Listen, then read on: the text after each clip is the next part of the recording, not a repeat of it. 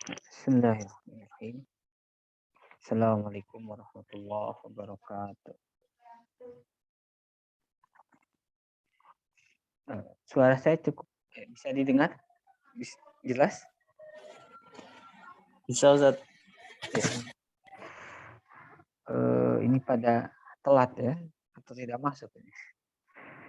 Bismillahirrahmanirrahim. Alhamdulillahirabbil alamin wa bihi nasta'in ala umuri dunya waddin. Wassalatu wassalam ala imamil anbiya'i wal mursalin sayyidina wa maulana Muhammadin wa ala alihi wa sahbihi ajmain wa ba'd.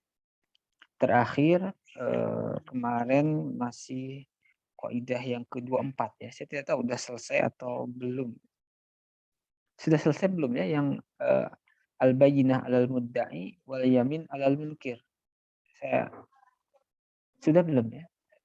Saya masih ragu itu.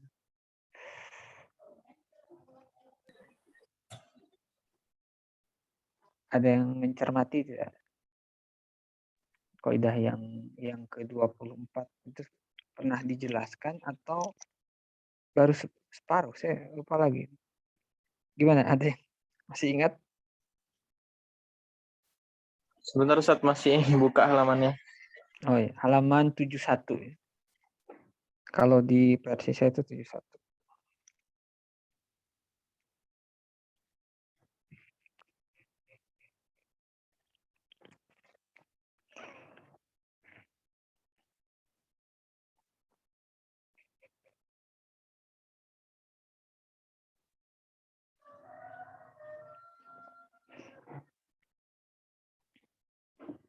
Belum kayaknya ya? Atau gimana?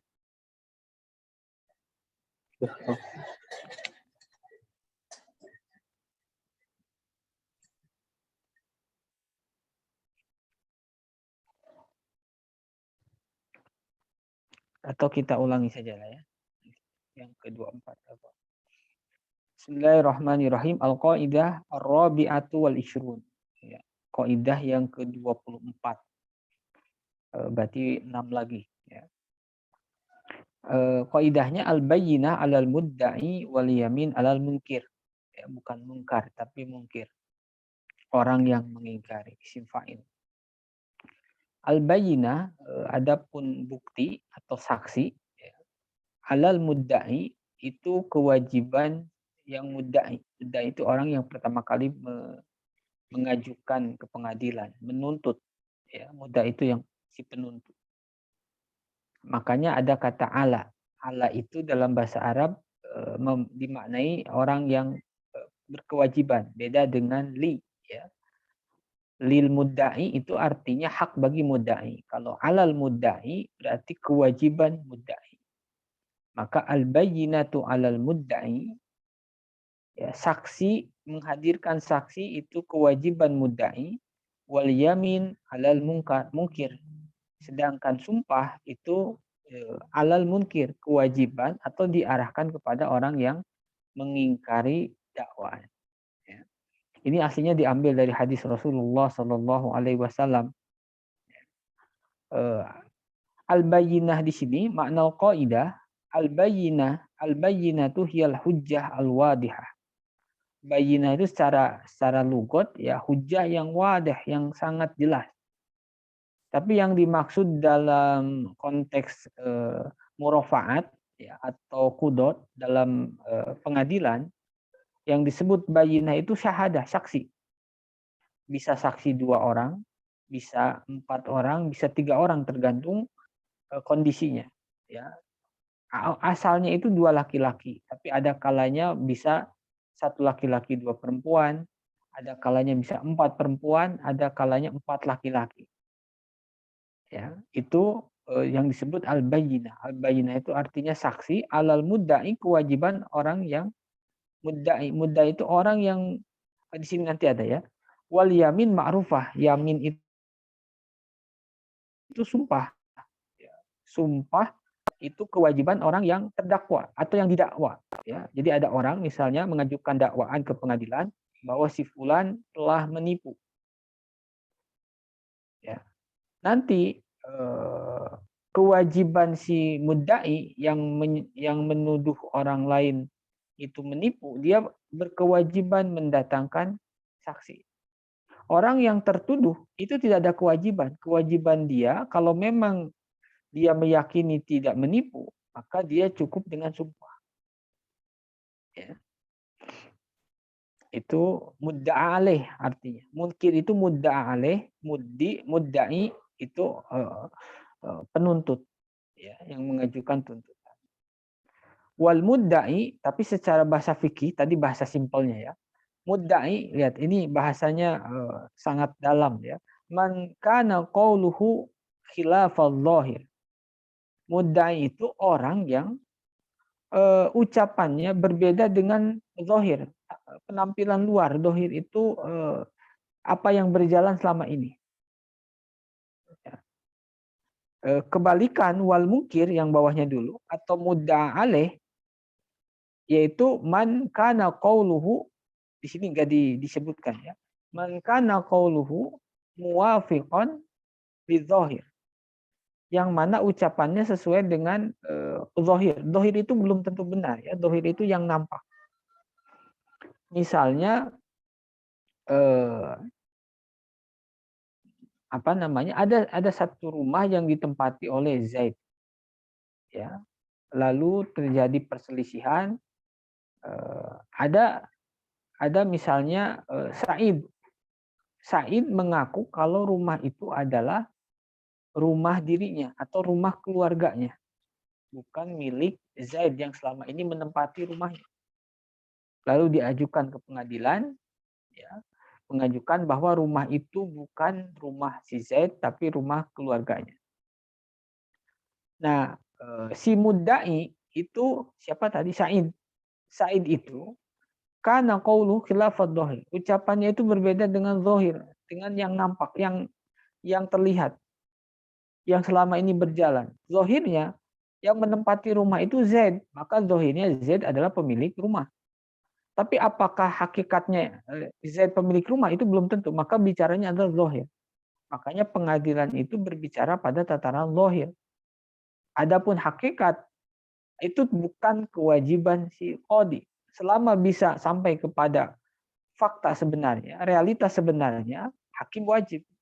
Tetapi ketika tidak sampai, maka tidak ada kewajiban. Hakim cukup memvonis, mengeluarkan hukum berdasarkan saksi-saksi dan fakta-fakta yang dihadirkan di pengadilan. Selebihnya hakim tidak punya kemampuan. Ya. Makanya karena di pengadilan itu berbicara tentang zahir, ya, orang yang menang belum tentu benar indallah, orang yang kalah belum tentu benar indallah. Ya, bisa jadi orang menang di pengadilan karena dia berhasil mendatangkan saksi-saksi. Orang yang kalah di pengadilan bisa jadi karena dia tidak berhasil mendatangkan saksi. Ya, akhirnya dia kalah. Tetapi walaupun menang di pengadilan belum tentu benar indallah atau sesungguhnya dia itu memilih berhak. Ya. Tetapi apakah hakim berdosa? Selama hakim bekerja sesuai dengan saksi-saksi yang dihadirkan dan dia menghukumi berdasarkan itu, maka tidak ada kesalahan bagi hakim. Ya. Karena jangankan hakim yang sekarang ya, Rasulullah dalam sebuah hadis, aku ini hanya menghukumi berdasarkan apa yang engkau datangkan, apa yang engkau hadirkan. Selebihnya aku tidak punya kemampuan. Ya. Apa yang terjadi sebenarnya itu sudah di luar kewenangan hakim. Hakim tidak berkewajiban ya, keluar mencari yang sebenarnya, itu tidak. Itu kewajiban si mudda'i atau mudda'a alaih. Ya, hakim nanti tinggal melihat apa yang terjadi di pengadilan, ya, berdasarkan data-data dari kedua saksi, mana kira-kira yang paling kuat. Maka itu yang dihukumi oleh si hakim. Ya. Bahkan sahabat Ali bin Abi Thalib, dia dengan yakin bahwa baju yang dipakai seorang Yahudi itu adalah baju perangnya. Tetapi ketika diajukan ke Madinah, yang Sayyidina Ali tidak punya bukti yang kuat. Ya. Dan zahirnya baju itu ada di seorang Yahudi. maka hakim memutuskan bahwa baju itu milik seorang Yahudi. Ya. Itu sekelas sahabat Ali bin Abi Thalib ketika tidak mampu mendatangkan saksi yang menguatkan, ya, yang menguatkan tuntutannya, maka dia tidak berhak. Tapi apakah berdosa Sayyidina Ali? Ya, sama sekali tidak, karena dia yakin itu miliknya. Hanya beliau tidak punya tidak berhasil, tidak punya data yang kuat dari saksi-saksi. Yang menang, misalnya yang Yahudi, apakah dia benar menurut? Ya tidak, karena faktanya, realitasnya baju itu memang milik sahabat Ali. Makanya pengadilan itu dalam kitab-kitab fikih lifaslil khusumah, untuk memutus persengketaan, perselisihan. Karena kalau tidak diputuskan akan terus berlarut-larut dan masalah akan semakin besar. Apalagi menyangkut masalah yang sangat besar. Misalnya ya kemarin masalah hasil pemilu, kecurangan pemilu. Kalau itu tidak diputuskan, maka negara tidak akan pernah stabil sampai kapan, akan kacau. Ya, walaupun misalnya sebenarnya memang ada kecurangan, ya, tetapi karena tidak berhasil membuktikan, maka hakim akan memutuskan berdasarkan saksi-saksi, fakta-fakta yang dihadirkan di pengadilan. Makanya orang yang berperkara di pengadilan itu harus siap menerima semua konsekuensinya. Ya. Artinya ketika dia mengajukan ke seorang hakim, dia sudah siap dengan semua keputusannya, walaupun nanti bisa kasasi, bisa banding. Ya. Tapi titik tolaknya dari sana. Dia harus siap dengan segala konsekuensi yang konsekuensi hakim. Makanya ada istilah tahkim dalam istilah fikih. Ya. Tahkim itu mengangkat yang aslinya bukan hakim, bukan yang diangkat resmi oleh negara, oleh pemerintah. Ya, tapi dia mengangkat seorang tahkim untuk memutuskan masalah antara dia dengan orang lain yang berperkara. Maka dari awal, ya, orang yang mengangkat seorang hakim atau tahkim itu dari awal harus percaya penuh kepada si hakim dan siap menerima segala konsekuensi. Ya. Jadi ketika sudah diputuskan divoniskan oleh si hakim muhakkam ya istilahnya, maka dia harus menerima. Ya, tidak bisa menolak kecuali kalau mau sebelum diputuskan dia boleh membatalkan tahkimnya. Ya, misalnya diangkat satu orang untuk memutuskan dua masalah. Dia sepakat si A, si Fulan menjadi muhakkam. Tapi dalam perjalanannya melihat gelagat tidak benar, tidak baik. Akhirnya dia membatalkan sebelum dijatuhkan vonis. Ya, sebelum dijatuhkan vonis dia boleh membatalkan tahkim. Kenapa? Karena muhakkam atau tahkim dibangun berdasarkan kepercayaan penuh di antara orang yang berperkara. Ada muhakkam, ada hakim ya istilahnya. Kalau hakim yang resmi, jadi pengadilan yang diangkat oleh negara. Kalau muhakkam tidak resmi tapi diakui otoritasnya oleh kedua belah pihak yang berperkara. Nah, itu adalah makhraj syar'i. Masalah pengadilan itu adalah solusi syar'i di dalam memecahkan kebuntuan atau persengketaan, kebuntuan di dalam persengketaan. Artinya, ketika kita sudah percaya menyerahkan kepada qadhi, maka kita tidak boleh lagi mencari membuat keonaran di luar pengadilan. Kalau kita sudah percaya dengan pengadilan dari awal, ya kita siap dengan konsekuensinya. Ya, jangan sampai sudah awalnya percaya dengan pengadilan, kemudian divonis, kemudian kecewa, akhirnya berontak. Ya, itu tidak konsekuensi dari awal. Ya. Makanya faslul khusumah harus siap menerima semua keputusan yang diputuskan. Konsekuensinya dia mempercayakan. Ya. Nah, tapi kalau di kita masih ada beberapa tahapan ya. Kalau di pengadilan tinggi misalnya tidak memuaskan, dia bisa mengangkatnya ke banding ya kalau tidak salah. Nanti banding juga tidak memuaskan, bisa ke kasasi. Jadi di kita tahapannya cukup banyak ya. Ketika tidak puas dengan satu hasil, pengadilan masih bisa mengajukan atau banding ke tahap yang lebih tinggi. Itu suatu apa namanya? Suatu terobosan, suatu istihad yang cukup baik ya. Terlebih melihat apa namanya? Sumber daya manusia yang menjadi hakim, yang menjadi hakim, yang menjadi pengacara, si mudda alehnya, di mana kejujuran hari ini semakin jarang. Ya, makanya ada tingkatan-tingkatan di dalam pengadilan.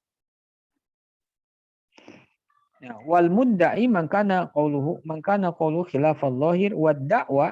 Nah, ada yang sebut dakwah ya. Jadi kan mudda'i itu orang yang mengangkat atau mengajukan dakwah. Dakwah itu apa? Ikhbarun bihaqqin lak alal ghair. Memberitahukan hak laka, bihaqqin laka, hak untuknya, alal ghair, kewajiban bagi yang lain. Seperti tadi, Sa'id mengajukan dakwaan ke pengadilan kepada Zaid atas rumah. Artinya apa? Sa'id memberitahu bahwasannya si Sa'id mempunyai hak atas rumah itu. Ya, kewajiban kepada Zaid menyerahkan rumah itu karena rumah itu adalah hak si mudda'i, orang yang mengajukan dakwah. Nah, itu dakwah. Itu sudah jadi bahasa kita ya, bahasa pengadilan dakwaan. Terdakwa. Terdakwa itu alal ghair, kewajiban bagi si terdakwa kalau nanti jadi, kemudian hak bagi mudda'i, orang yang mengajukan dakwaan. Nah, nanti ada lawan dari dakwaan yaitu ikrar. Kalau dakwah itu menguntungkan si mudda'i, kalau ikrar merugikan si mudda'i. Ikrar itu pengakuan ikhbarun bihaqqin alaika lil ghair. Ya, memberitahu tentang suatu hak alaika, kewajiban bagi dia, bagi orang yang mengakui, bagi yang ikrar, lil ghair, hak bagi yang lain. Ya, ikrar, dia mengakui saya siap saya punya hutang 1 miliar misalnya. Itu namanya ikrar. Ya, ikrar. Kenapa? Ketika dia mengakui seperti itu, dia berarti memberitahu kewajiban dia kepada Zaid, kepada orang lain. Ya, jadi lawan dakwah adalah ikrar. Nanti ada lagi fatwa ya, dan sebagainya. Jadi ada dakwah, ada ikrar, ada fatwa, apa satu lagi? Ada 4 istilah yang hampir-hampir mirip. Ya. Wal munkir ayat dakwah, yaitu munkir itu mengingkari dakwaan si mudda'i, atau munkir ini nama lainnya mudda'aleh. Ya, mudda'aleh itu orang yang terkena dakwah atau terdakwa. Wa huwa mustashibul asli, yaitu munkir itu siapa? Mudda'aleh itu orang yang mustashib asli, orang yang mempunyai orang yang statusnya sebagaimana asalnya. Zaid itu kan menempati rumah. Nah, mudda'aleh itu mustashibul asli. Selama belum dijatuhkan vonis, mudda'aleh adalah mustashibul asal. Asalnya dia yang menempati rumah, berarti dia yang memiliki rumah. Ya, itu disebut dengan mudda'aleh atau munkir. Munkir, kenapa sebut munkir? Karena dia mengingkari dakwaan. Alaman ankar. Kalau dalam hadisnya, al-bayyinah alal mudda'i wal yamin alaman ankar. Kalau di sini memakai isim fa'il alal munkir. Ya. Nah, makna qaidah, arti yang ini ya, annalladzi yadda'i amron khilafan dhahir yaftakiru ila taqwiyatin janibihi ila taqwiyati janibihi bi hujjatin qawiyatin ay al bayyinah bi khilafil ladzi yastashibul asla id janibuhu qawiyun faktufiya bi yamini. Ya. Karena kenapa si mudda'i diwajibkan mendatangkan saksi, yang saksi itu lebih berat daripada cuma sumpah. Sumpah itu kan saya bersaksi bahwa apa yang disampaikan si fulan tidak benar. Misalnya gitu ya. Saya bersaksi, saya bersumpah, wallahi apa yang disampaikan si Said tidak benar. Itu kan mudah, dia cuma mengatakan, cuma modal mengucapkan. Adapun mendatangkan saksi itu kan berat, dia harus mencari siapa yang menyaksikan kejadian yang kira-kira bisa jadi saksi. Ya. Kenapa bisa seperti itu? Karena dilihat dari dohir. Dohirnya yang menempati rumah itu Zaid. Maka dohirnya Zaid adalah yang punya rumah. Dohirnya Said itu yang tidak menempati rumah, maka dia bukan yang punya rumah. Ketika ingin menghilangkan status dohir tadi, status si Zaid yang menempati rumah, maka diperlukan penguat yang sangat kuat, yaitu saksi. Kalau si Zaid karena dia dohirnya menempati rumah, yang punya rumah, maka dia tidak memerlukan piranti yang kuat untuk untuk menguatkan posisinya. Dia cukup yamin. Ya, tapi kalau begitu mudah berarti. Pertanyaan, dia bisa jadi dia itu yang bukan punya rumah, bisa jadi dia itu hasil menipu, tapi dia dengan mudah. Dari sisi hukum dunia memang mudah, tetapi itu bainahu wa bainallah itu sesuatu yang berat. Bagi orang yang beriman bisa jadi ya, bisa jadi dia menempati rumah itu dengan keyakinan bahwa itu memang rumahnya. Ada juga orang yang menempati hak orang lain dan dia tahu kalau itu diambil secara menipu misalnya dengan licik.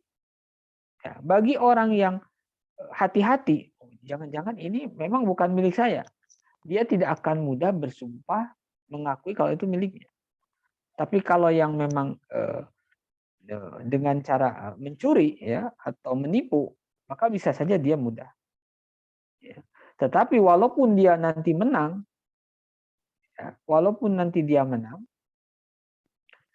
indallah itu bermasalah besar. Ya.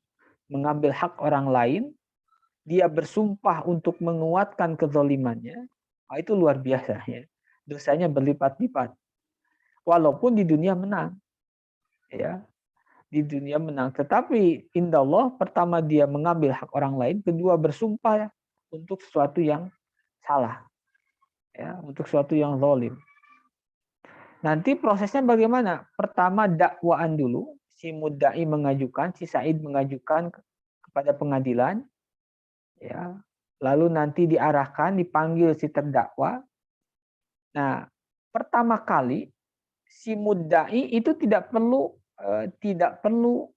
mendatangkan saksi. Si mudda'i cukup meminta si mudda'aleh untuk bersumpah. Ayo, kalau memang itu milikmu, bersumpah misalnya. Ya, bersumpah dengan nama Allah bahwa dia adalah pemilik. Bagi orang yang beriman, itu hati-hati, dia tidak akan dengan mudah bersumpah. Ya. Kalau misalnya dia bersumpah, ternyata bersumpah, apakah hak si mudda'i gugur? Belum. Dia tinggal tinggal mendatangkan saksi. Kalau memang saksinya berhasil didatangkan kemudian benar, maka rumah tadi itu akan diambil oleh si Said karena Said mendatangkan saksi. Kalau Said tidak berhasil mendatangkan saksi atau saksinya ternyata bukan saksi fakta, ya, maka rumah tetap menjadi milik Zaid.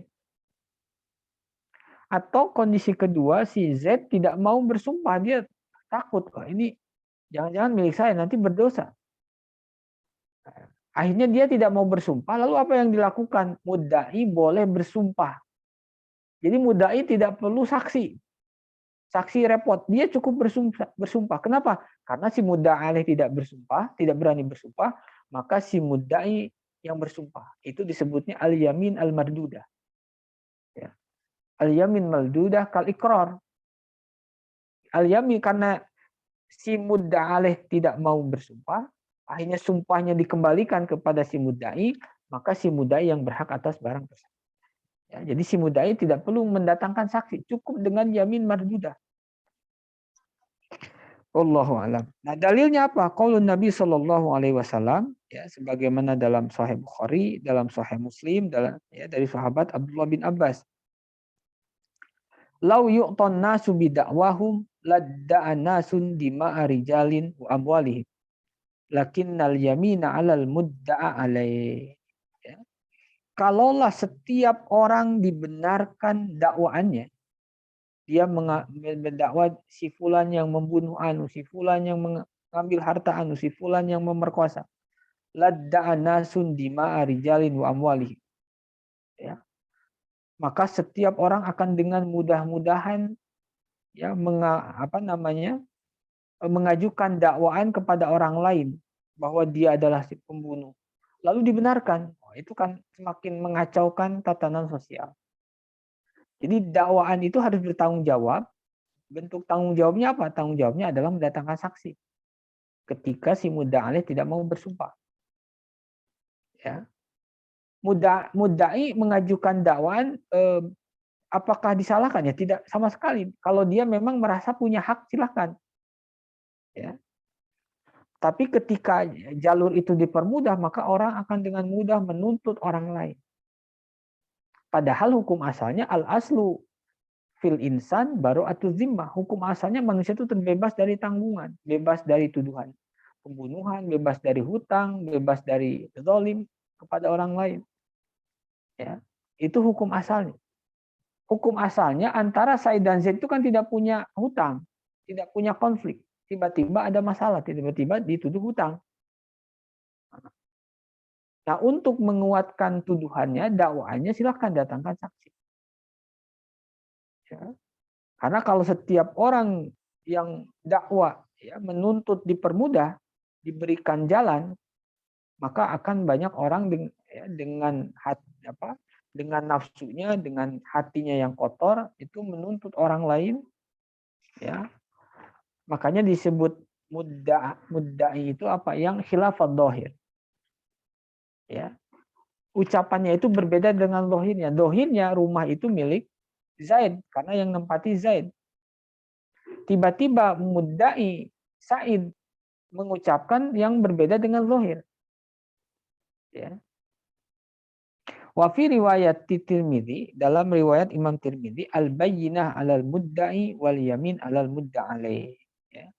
Dalam riwayat lain ya dalam Tirmidzi, kalau tadi dalam Bukhari dan Muslim, al-bayyinah adapun saksi 'alal mudda'i kewajiban bagi mudda'i, kewajiban kepada mudda'i, wal yamin dan sumpah 'alal mudda'alaih kewajiban mudda'alaih. Contohnya, lawidda syakhsun ala akhar malan fa innahu yalzamul mudda'i al bayyinah fa illam yuqimha fatuwajjahal yamin alal mudda'ali. Ya. Kalaulah seseorang mendakwa, mengajukan dakwaan kepada orang lain terhadap suatu harta, ya, rumah, mobil, motor, hutang, fa innahu yalzamu al mudda'iya al bayyinah. Maka wajib mudda'i mendatangkan saksi. Fa illam yukimha, maka kalau tidak berhasil mendatangkannya, fatuwajjahul yamin alal mudda'a alaih.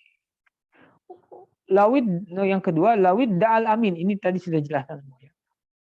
Kal wakil wal muda wa amil kirad at-talafa awirrad fal qauluhum bi aymanihim idjanin buhum aqwa listishabihim al-asla wa 'alal mudda'i litafritihim wa taksirihim iqamatul bayyinah.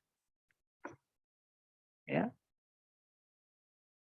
Kalau misalnya al-amin mengaku, amin itu orang yang dipercayai, yang diamanahi. Contohnya apa? Wakil.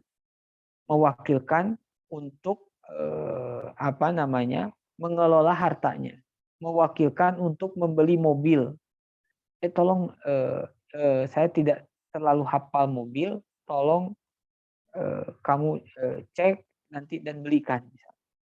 Itu wakil. Ternyata ya mobil yang sudah dia beli itu dicuri, ya, atau uang yang sudah diberikan hilang, ya, atau muda yang dititipi, amil kirot, pegawai kirot.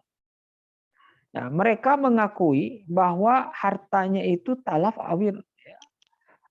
Talaf itu rusak, talaf itu hancur, talaf itu hilang. Awirod atau mengakui kalau harta itu sudah dikembalikan. Nah, ketika ada pertentangan antara si amin dan muamin, ya, yang dipercaya dan yang mempercayai, maka di pengadilan apa? Fal qaul qauluhum bi aimani. Maka ucapan si amin itu tidak perlu mendatangkan bukti. Cukup apa? Bi aimanihi. Cukup dengan sumpah. Irjani buhum aqwa listishabihim asal. Karena posisi si amin itu kuat. Karena apa? Listishabihim asal. Ya. Asalnya mereka dipercaya memegang uang, maka istishabnya ya betul. Ya. Ketika mereka mengaku sudah mengembalikan, hukum asalnya itu. Wa alal mudda'i litafritihim wa taksirihim iqamatul bayyinah. Ya. Menegakkan saksi atau mendatangkan saksi.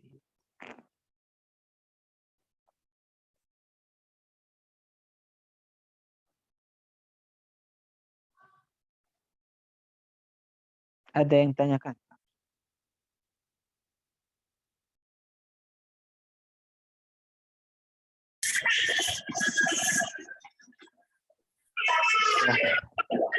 Sekarang mau tanya, Zat. Fadal, silakan. Tadi dijelaskan ada hakim, ada muhakam ya, Zat? Iya. Kalau nggak salah seperti itu. Kalau hakim yang resmi, kalau muhakam tuh yang contoh penerapannya seperti apa? Zat? Apa seperti misalnya ketua adat seperti itu atau gimana, Zat? Ya, bisa ya. Di sebagian tempat memang ada ketua adat, itu bisa muhakam. Misalnya ada ketua adat yang mempunyai otoritas atau dihormati oleh orang setempat, dan yang berperkara atau bermasalah itu masyarakat adat itu. Udah, daripada ke mahkamah atau ke pengadilan, udah kita selesaikan di ketua adat. Nah, itu muhakam. Ya, bisa, itu muhakam. Mungkin di kota-kota itu agak susah ya, agak sulit. Karena mungkin agak tidak semua ada ketua adat gitu ya. Nah, itu bisa ya, di daerah mana yang masih kuat ketua adatnya ya? Di mana di Indonesia? Ya mungkin Toraja, mungkin mana ya. Nah, kalau di Arab itu ada ya, di Arab itu ada munsib. Munsib itu ketua qabilah, itu sangat dihormati oleh qabilah tersebut. Ya. Misalnya mereka sepakat, sudah kita selesaikan urusan ini di munsib, ketua qabilahnya. Itu masuk kategori muhakkam. Ya.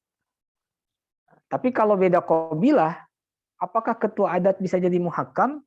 Ya kalau memang yang dua orang yang beda qabilahnya sepakat, ya silahkan. Tapi kalau nggak sepakat, jangan. Cari yang oleh kedua belah pihak itu dihormati, ya, dipercaya, dihormati, mempunyai wibawa.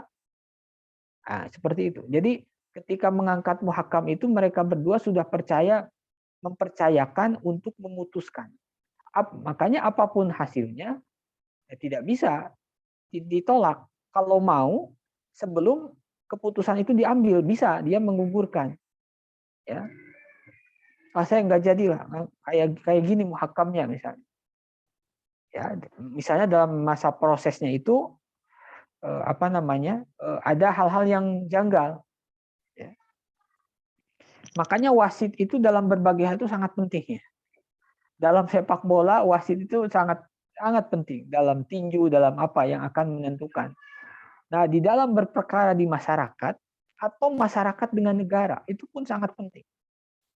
Ketika ada masalah antara rakyat dengan negara, tidak ada wasit, itu bisa perang antara perang saudara, ya.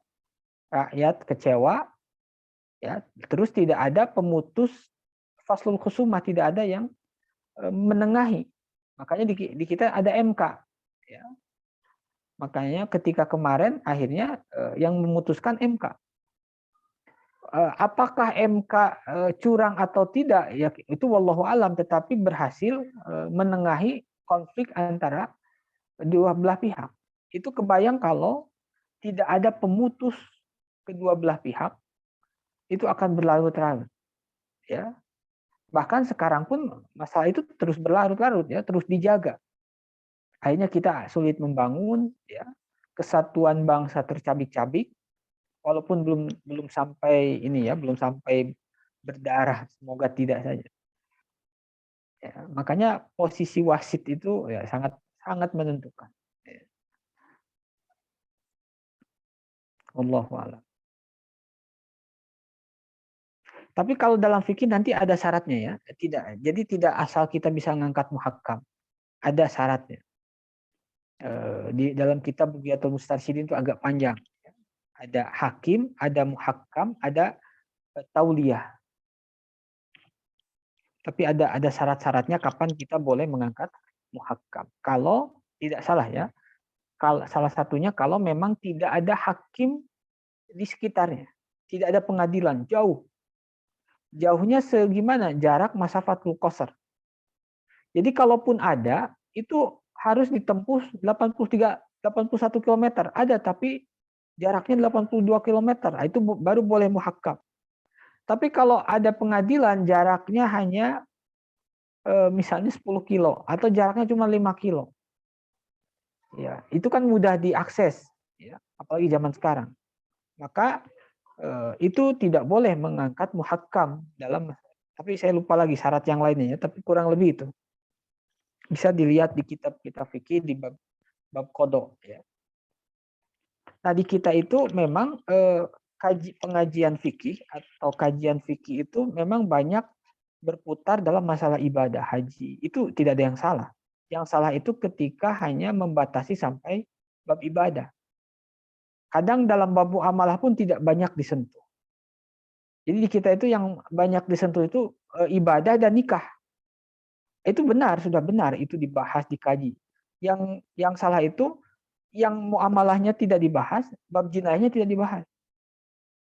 Ya, padahal ketertiban dalam bernegara, dalam berbangsa, menjadi bersosial, ya, dalam suatu tatanan sosial itu juga dipengaruhi oleh masalah muamalah dan masalah qada.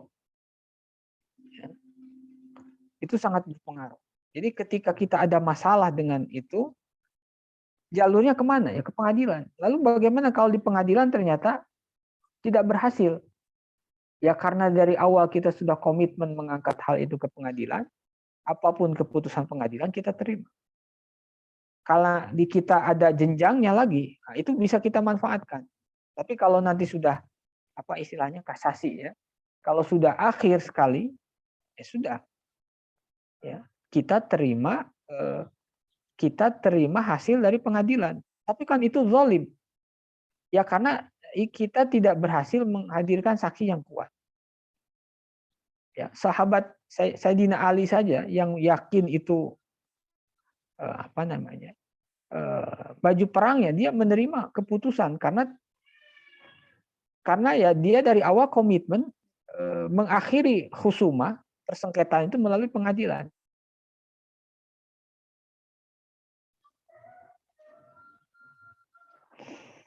Allahu a'lam. Barangkali ada lagi.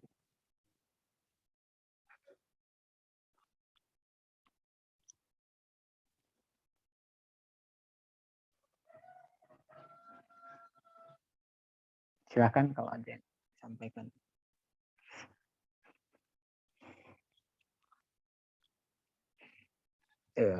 Tentang pembahasan jihad itu kan adanya di bab-bab akhir, ya kan, fikih itu secara garis besar bagi empat poin besar, ya, ibadah, muamalah, munakahat, dan jinayah.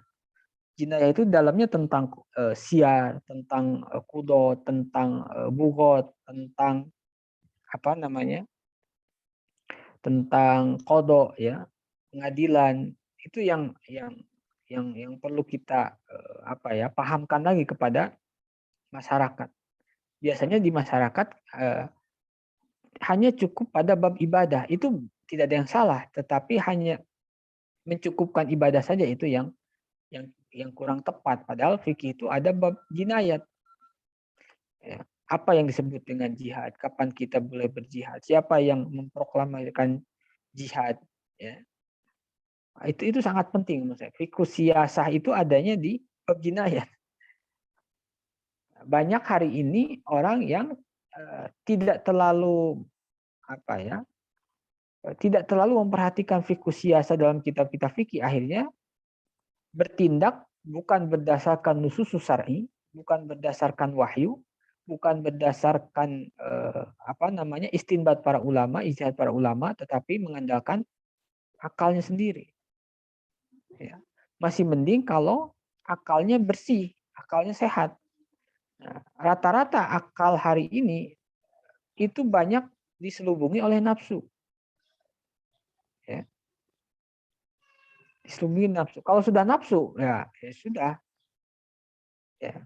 Makanya perlu mengikat akal kita itu dengan wahyu, dengan nas-nas syar'i. Ya.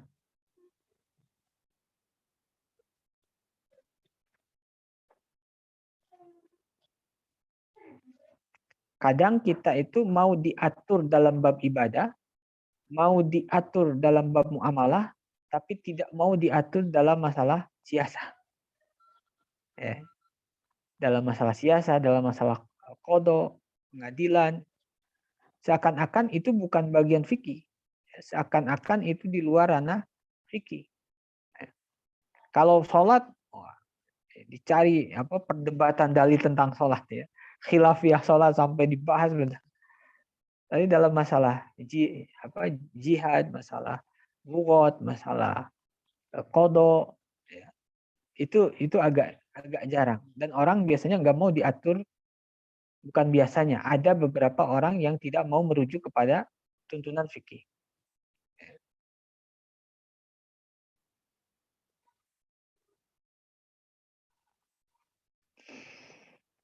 Makanya tugas ulama itu ya menyadarkan umat akan wahyu-wahyu Allah Subhanahu wa taala, bahwa Quran ataupun hadis itu memberi panduan yang sangat luar biasa di dalam kita dalam menghadapi berbagai masalah. Ya, dalam zaman fitnah itu nusus syar'i begitu kental ya. Zaman fitnah itu zaman di mana fitnah itu kan ibtila wal ikhtibar ya. Di mana orang bisa terjerumus kepada dosa, bisa juga bertahan di dalam kebaikan. Tetapi kadang orang karena zaman fitnah tidak sadar bahwa yang dia lakukan itu artinya terjerumus kepada dosa, kepada maksiat. Itu disebut zaman fitnah. Nah, nusus syar'i, hadis-hadis Rasulullah itu banyak sekali menjelaskan sikap kita, posisi kita di zaman fitnah. Ya. Itu yang hadis yang sangat baik ya. Agak jarang ya. Idza ra'aita syuhan muta'an wa hawan muttaba'an ya. Wa ijabi kulli dzi ra'yin bi ra'yih. Apabila engkau melihat orang sudah ijab itu sudah tercengang, sudah sudah yakin dengan pendapatnya selain dia salah, wa hawan muttaba'an, hawa nafsu yang diikuti, bukan lagi nusus syar'i. Orang sudah nggak bisa diberitahu bahwa ada nas-nas syar'i yang menuntun kita, tapi karena yang berbicara adalah hawa, ya maka apa kata Rasulullah? Fa'alaika bi khoisati nafsi. Maka engkau jangan larut dalam hal itu. Udah, kita urusi masalah kita sendiri. Karena kita ikut hanyut itu bisa jadi fitnah. Ya. Lalu apa yang kita kerjakan? Fikul mubadarah. Mubadarah itu menyegerakan bermacam-macam kebaikan. Ya. Kebaikan dalam hal ekonomi, perbaikan dalam pendidikan, perbaikan dalam kebaikan-kebaikan tadi. Sambil hifdul lisan anidzam wa hifdul yad aniddam. Ya, menjaga lisan dari mencela, mencaci, wa hifdul yad aniddam. Ya, menjaga tangan kita dari menumpahkan darah. Itu yang disebut manhajus salamah. Ya, manhaj selamat dari fitnah. Ya. Sekarang itu kan kalau di medsos berkata apapun pasti salah. Diamnya aja salah. Ya. Dan ada orang biasanya yang sibuk menjawab, katanya dia pengalaman sibuk menjawab itu malah capek sendiri. Katanya. Karena apa? mau diberikan bukti apapun ketika hawan muttaba'an, ketika yang jadi panduannya nafsu, emosi, itu enggak, penjelasan apapun tidak berlaku. Ya. Makanya alaika bi khaisatin nafsi, udah diri kita, keluarga kita dan orang-orang yang bisa kita ajak dalam kebaikan. Itu tugas kita aja, tarbiyah, ta'lim wa dakwah ilallah sambil menjaga lisan dan menjaga tangan. Ya, Allah a'lam. Ada lagi? Cukup. Kalau ada yang tanyakan. Itu bisa dilihat dalam fiqh tahawulat ya. Dr. Al-Habib, Dr. Abu Bakar Al-Masyhur Al-Adni. Itu sangat menarik ya, sangat baik menjelaskan perubahan-perubahan zaman berdasarkan nusus syar'i dan sikap kita berdasarkan nusus syar'i, bukan berdasarkan akal pribadi. Ya, makanya sering diungkapkan para ulama ya, al-wahyu bila aklin atil. Kalau Al-Quran sunnah tanpa menggunakan akal untuk memahaminya ya atil. Atil itu ya macet, tidak berjalan. Karena untuk memahami itu perlu akal. Wal aklu bila wahyin batil. Kalau akal tidak dibarengi dengan wahyu, batil. Makanya dalam berbagai hal kita harus merujuk kepada wahyu. Wahyu itu Al-Quran dan sunnah. Yang banyak menjelaskan tentang sikap kita di akhir zaman, di masa fitnah, kebanyakan dalam hadis, ya, dalam sunnah. Allahu a'lam. Ada lagi? Kalau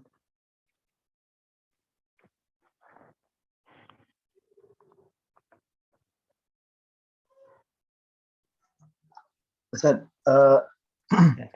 ya, belum paham yang mungkir ini, ya.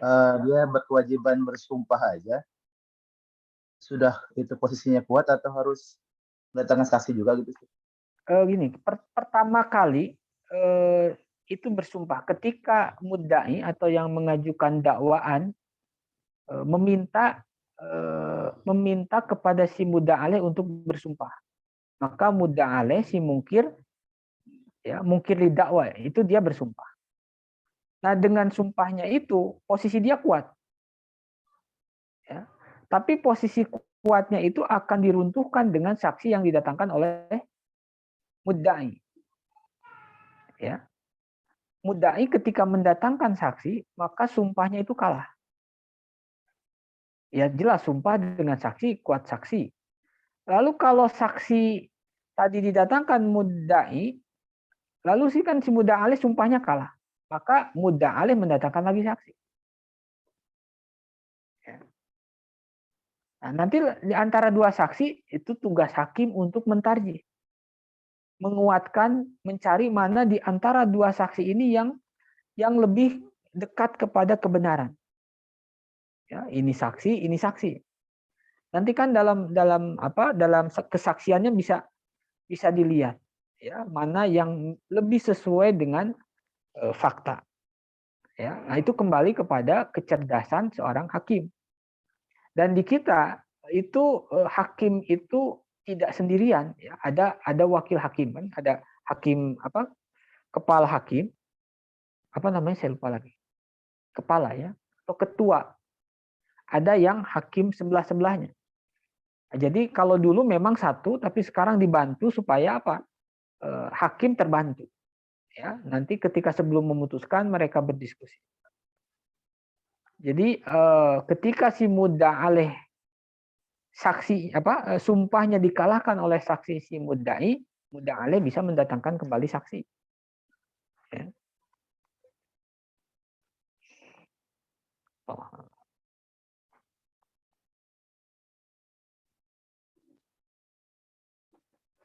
Tapi saksinya saksi fakta ya. Dalam kitab-kitab fikih itu saksi itu yang orang melihat atau mendengar.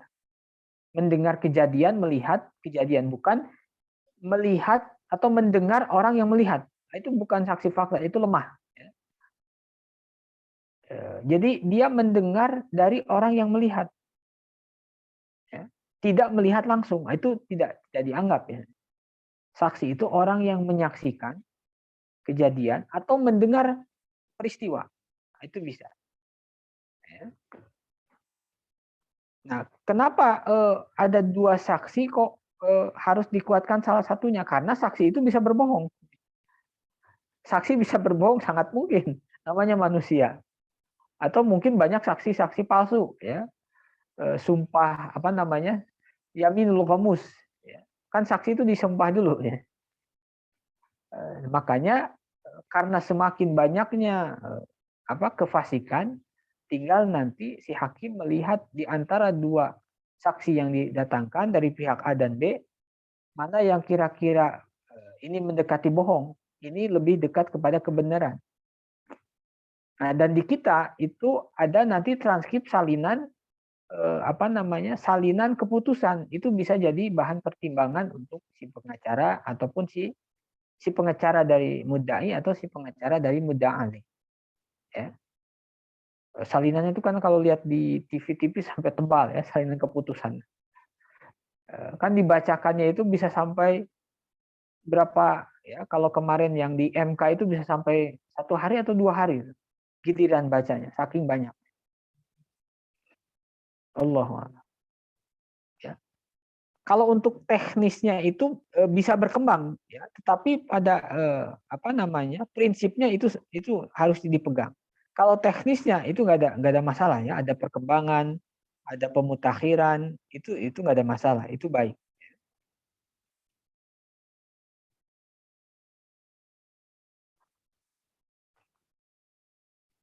Gimana, Mas Ebi, Kang Ebi? Ya, tapi Ustaz, sudah paham. So. Makanya kalau untuk hari ini semuanya memang harus ditimbang menurut timbangan syariat, bukan hari ini, dari dulu. Dari dulu. Ketika kita bersikap, ketika kita bertindak, itu lihat dulu timbangan syariat.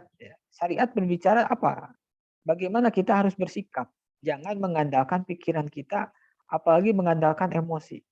Nah, itu terkena fitnah nantinya. Fitnah itu kan ibtila wal imtihan, ya. Al-ibtila wal ikhtibar. Ujian, apakah kita bertahan dengan syariat ataukah kita terjerumus pada dosa. Ya. Ketika kita menuduh orang lain, mencela orang lain, ya, menghina orang lain, nah, itu bisa jadi terkena fitnah. Ya. Allah.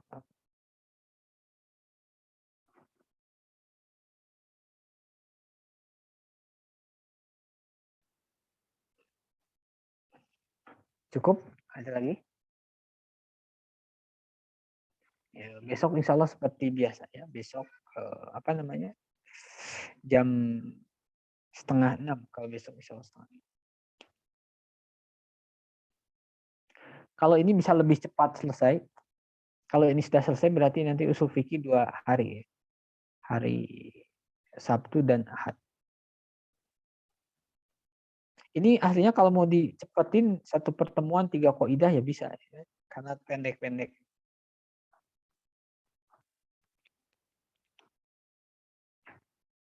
Tidak ada, cukupkan sekian. Ya. Itu aslinya kalau mau diskusi itu bagus, ya. Kalau misalnya ada pendapat lain ya silakan. Itu nanti lebih menajamkan kita. Kita mungkin sering karena kurang diskusi akhirnya menganggap pendapat kita itu satu-satunya pendapat yang benar. Pasti benarnya. Tapi ketika diskusi ada pembanding, kita melihat di mana kekurangan pendapat kita, ya. Di mana kekurangan pendapat kita, di mana kekurangan pendapat selain kita. Tapi kalau jarang diskusi, itu emosi biasanya, nafsu yang bicara. Maka tradisi dialog diskusi para ulama dulu itu luar biasa. Ya. Kalau kita lihat dalam kitab usul fikih yang kelas tinggi, Jamul Jawami, Ghayatul Usul, itu penuh dengan diskusi, tetapi diskusi yang terarah. Itu yang disebut munadharah. Nah, tradisi munadharah di hari ini, adabnya, ya, adab munadharah hari ini itu kalau menurut saya hilang atau banyak hilangnya. Kita lihat bagaimana ulama ketika munadharah itu mencari titik perdebatannya yang memang berbeda, karena seringkali orang itu berpendapat yang bukan pada poin perbedaan. Aslinya pada poin itu, yang dikritik dengan yang mengkritik itu sepakat.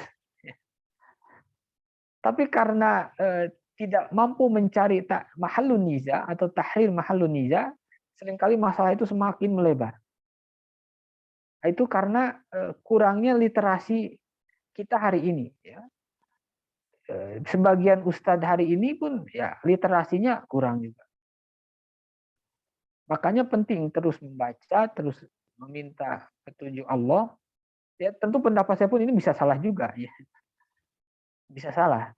Tetapi yang tahu saya itu yang diwariskan para ulama. Kita kalau tidak berpegang pada ulama, pada siapa lagi? Ya, para ulama adalah pewaris para ilmu. Ya. Maka di tradisi ulama kita itu begitu banyak karya di dalam adabul bahsi wal munadhar. Adab berdiskusi, adab mengkritik, ya, adab mencari kebenaran. Ya, yang biasanya yang ditekankan di awal adalah mahallun niza, tahrir mahallun niza, di mana titik perbedaan. Karena seringkali mengkritik yang bukan titik perbedaan, di mana dia dengan kita itu sama, sepakat tentang masalah itu. Nah, karena itu tidak menjadi tradisi kita hari ini, ditambah emosi dan nafsu, ya, apalagi di medsos, itu udah nggak terkendali, udah liar. Nah, kalau ingin lihat bagaimana berdiskusi secara baik, itu bisa lihat di kitab usul fikih yang Jamul Jawame, ya, dengan syarahnya Mahalli misalnya, Ghoyatul Usul. Itu menerapkan bagaimana perdebatan. Atau Imam Asy-Syaironi punya kitab Al-Ma'unah fil Jadal. Ya, bagaimana berdialog yang baik. Jadi tidak nimbrung kemana-mana. Apa yang harus dilakukan ketika berdialog supaya apa? Tujuannya kan mencari kebenaran. Mencari kebenaran itu ya harus ada adabnya, ada tata caranya. Kecuali kalau mencari pembenaran itu bisa gaya bebas, ya.